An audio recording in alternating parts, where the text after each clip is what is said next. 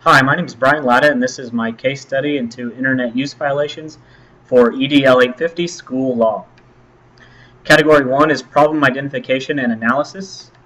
What we know this takes place at Roosevelt High School, which is an urban but affluent neighborhood. The school appears to be successful, if not thriving, and has a highly qualified staff. We know that the principal is Dr. Stephen Forbes. We know that he's a former principal of the year. He's well respected by parents. He desires the school to be the best. He has had conversations with Ms. Walker about reducing rigor and improving interactions with students. We do know that the teacher is Ms. Walker. She's a second-year teacher and she does not have tenure. She is highly qualified and she has a high degree of rigor in her classrooms.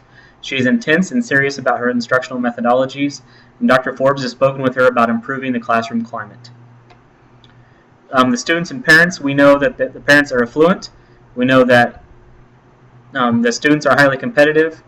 We know that the parents and students have a strong desire for good grades, that parental pressure to become valedictorians and salutatorians is high.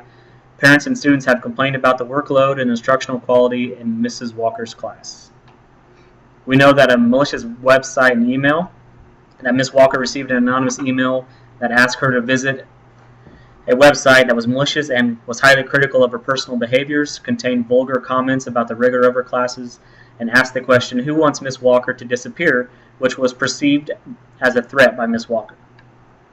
We know that she phoned the principal immediately and informed him that she felt threatened.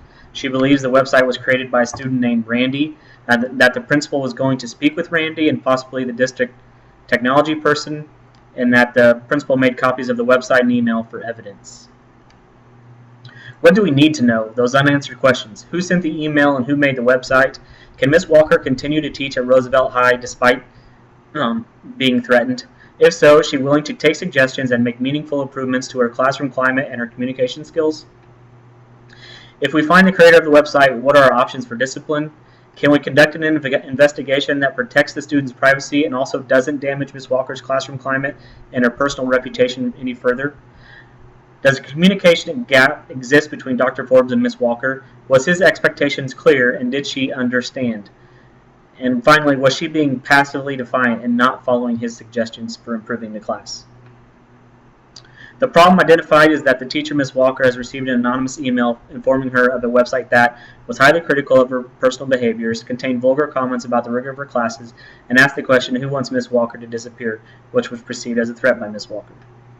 The website was created because of a lack of perceived action by the teacher and/or the school to improve the classes taught by Ms. Walker. The classroom environment has obviously reached a breaking point.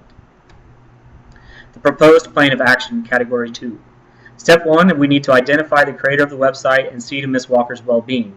We need to inform the district technology personnel, the science department chair, and assistant principals of the situation. We need to speak with Randy and find out what he knows. We need to investigate other students as information is gathered throughout the day. We need to see that Ms. Walker's well-being is evaluated upon arriving at school. Ms. Walker needs to be communicated with during the entire investigation.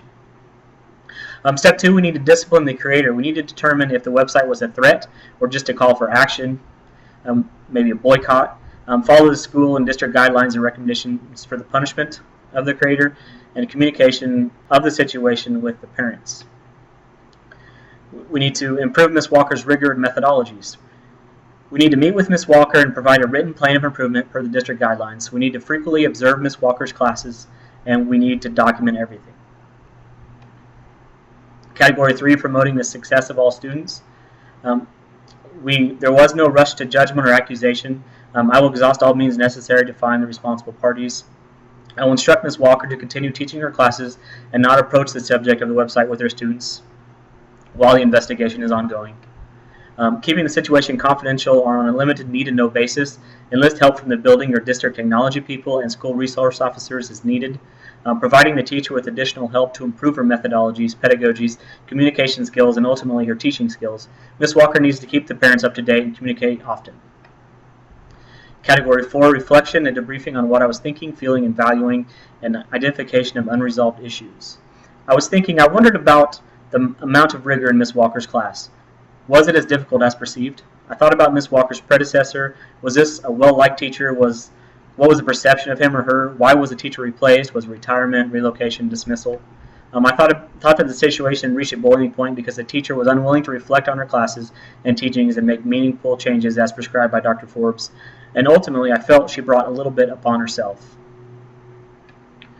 I felt disappointed that the lines of communication broke down so much that someone decided to make a website to address the problems with the teacher. I felt that Ms. Walker may have overreacted about the intent of the website, and I was frustrated that Ms. Walker had not improved her teaching techniques despite the efforts of Dr. Forbes. As far as values, I admire her attempt at creating a rigorous course, but communication with parents and students about classroom expectations needs to take place. Ms. Walker needs to value Dr. Forbes' recommendations for improving the class and put them to action. The school needs to be more effective in implementing professional development with respect to classroom culture, climate, and rigor, especially with those new teachers. Unresolved issues. Is Ms. Walker willing to continue teaching at Roosevelt High? If she feels threatened, she may not want to continue employment. Is Ms. Walker willing to listen to suggestions and improve her classroom climate? And what happens if we cannot find the culprit? Category 5, standard, demonstrates a sense of integrity and ethical behavior, acting with fairness, and demonstrates a personal and professional code of ethics. Sense of integrity and ethical behavior. I shared the situation with only those that were directly involved in the investigation. I made sure to document everything, including copies of the email and website. I consulted district specialists during and after the investigation. I took the matter seriously by investigating it first thing in the morning. And I didn't cast blame on Ms. Walker when I first heard about the website, despite my beliefs that she may be overreacting or might have brought some of this on herself. Standard 2 is I acted with fairness. I made plans to meet with possible suspects. I didn't just single out Randy. I didn't cast blame on Mrs. Walker, regardless of her culpability. No one deserves to be threatened with malice. I punished the students according to the policies set forth by the district. Demonstrates a personal and professional code of ethics. I showed concern for Ms. Walker's well-being and state of mind when I was informed of the situation. I acknowledge that Ms. Walker's classroom environment needs to be improved and put together a written plan of improvement. I reflected on my communication skills with Ms. Walker, i.e., why didn't she follow my guidance to begin with? That is it. Thank you.